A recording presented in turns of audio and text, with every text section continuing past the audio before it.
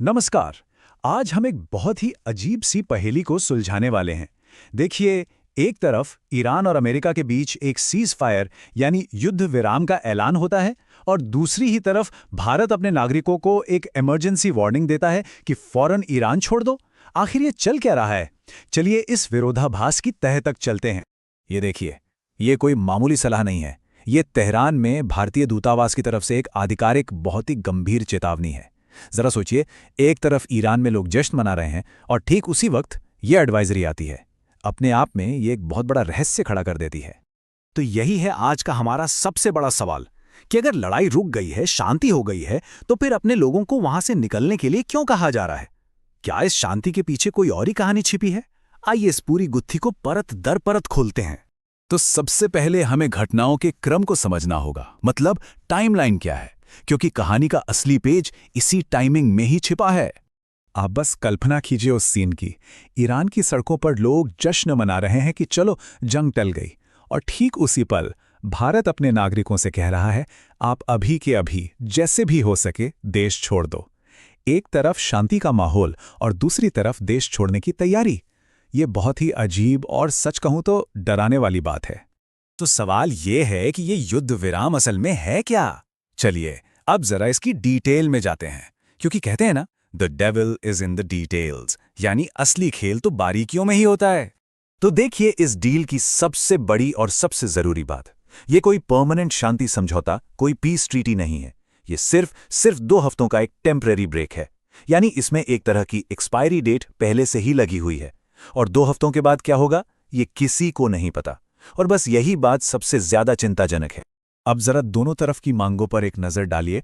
America की जो 15 मांगें हैं वो ऐसी हैं कि ईरान को पूरी तरह से सरेंडर करना पड़ेगा, और वहीं ईरान की जो 10 मांगें हैं उनका मतलब है कि अमेरिका को उस इलाके में सरेंडर करना पड़ेगा। जब दोनों ही पक्ष इतने अड़े हुए हों तो कोई बीच का रास्ता निकलना लगभग नामुमकिन लगता है। ईरान की कुछ मांगें तो देखिए, स्ट्रेट ऑफ हॉर्मुज़ पर पूरा कंट्रोल। ये वो रास्ता है जहां से दुनिया का एक बड़ा हिस्सा तेल का व्यापार करता है। अपना न्यूक्लियर प्रोग्राम जारी रखना और अमेरिका के सारे प्रतिबंध हटाना, ये कोई छोटी मोटी शर्तें नहीं हैं। ये इस पूरे रीजन का पावर बैलेंस ही बदल सकती हैं। तो यही सबसे बड़ा सवाल उठता है, क्या इस 2 हफ्ते के ब्रेक का असली मकसद शांति लाना है, या फिर ये बस वक्त हासिल करने की एक स्ट्रेटेजिक चाल है? ज्यादातर एक्सपर्ट्स का यही मानना है कि ये डील बहुत ही ज्यादा नाजुक है। अब इस कहानी में सिर्फ अमेरिका और ईरान ही नहीं है, इनके जो सहयोगी देश हैं वो भी हैं।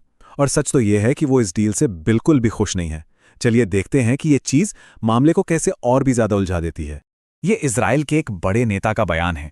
वो साफ साफ कह रहे हैं कि ये डील उनके लिए शर्मनाक है।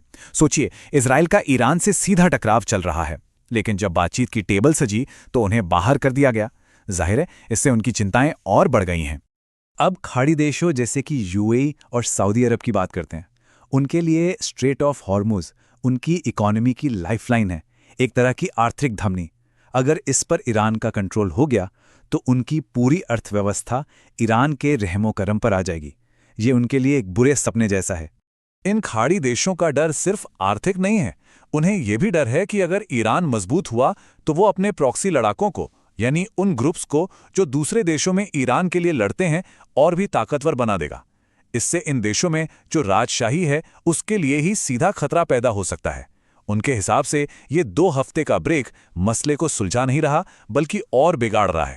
इस पूरे मामले के केंद्र में जो चीज है वो है जबरदस्त अविश्वास, ऐतिहासिक अविश्वास। चलिए देखते हैं कि कैसे अतीत की परछाई आज के हालात को इतना खतरनाक बना रही है। और सबसे अहम बात यही है, ना तो ईरान को अमेरिका पर भरोसा है, ना ही अमेरिका को ईरान पर। दोनों को यही लग रहा है कि दूसरा पक्ष इस ब्रेक का फायदा उठाकर कोई बड़ी चाल चलने की तैयारी कर रहा है। मतलब दोनों ही इस सीज फायर को शांति के अवसर की तरह नहीं, बल्कि एक जाल की तरह देख रहे हैं। तो देखिए, एक तरह का शक का चक्र चल रहा है। दोनों पक्ष इन 2 हफ्तों का इस्तेमाल लड़ाई की अगली तैयारी के लिए कर रहे हैं। अमेरिका अपने कम होते गोला बारूद के स्टॉक को फिर से भर रहा है, और ईरान अपनी मिसाइलों और प्रॉक्सी फोर्सेस को और मजबूत कर रहा है। तैयारी शांति की नहीं, बल्कि अगली और शायद ज्यादा बड़ी जंग की हो रही है। तो अब जब हम इन सारी कड़ियों को एक साथ जोड़ते हैं तब जाके हमें भारत की उस इमरजेंसी वार्निंग के पीछे का असली कारण समझ में आता है। तो अब पूरी तस्वीर साफ हो जाती है। ये जो सीज फायर है, ये शांति का संकेत नहीं है, बल्कि ये एक बड़े तूफान से पहले की खामोशी है। ये एक स्ट्रेटेजिक टाइम आउट है, ताकि दोनों ही पक्ष एक ज्यादा भयानक लड़ाई के लिए खुद को तैयार कर सकें। और इस जियोपॉलिटिकल शतरंज के खेल में असली कीमत हमेशा आम लोगों को चुकानी पड़ती है। ये सिर्फ एक नंबर नहीं है, ये 7,200 भारतीय नागरिक हैं, जिनमें बहुत से स्टूडेंट्स भी हैं। ये 7,200 जिंदगियां हैं जो दांव पर लग सकती हैं। और बस इसीलिए भारत ने ये कदम उठाया है। सरकार ये समझ रही है कि ये सीज फायर कितना खोखला है, और वो इस 2 हफ्ते की छोटी सी विंडो का इस्तेमाल कर रहे हैं ताकि वो अपने नागरिकों को उस बड़े खतरे से बाहर निकाल सकें जो इस सीज फायर के खत्म होने के बाद आ सकता है। तो हम आपको इसी सवाल के साथ छोड़े जाते हैं। क्या दुनिया मिडिल ईस्ट में एक और बड़ी जंग के मुहाने पर खड़ी है? क्या ये 2 हफ्ते का ब्रेक सच में शांति लाएगा, या ये बस एक बड़े धमाके की उल्टी गिनती है? इसका जवाब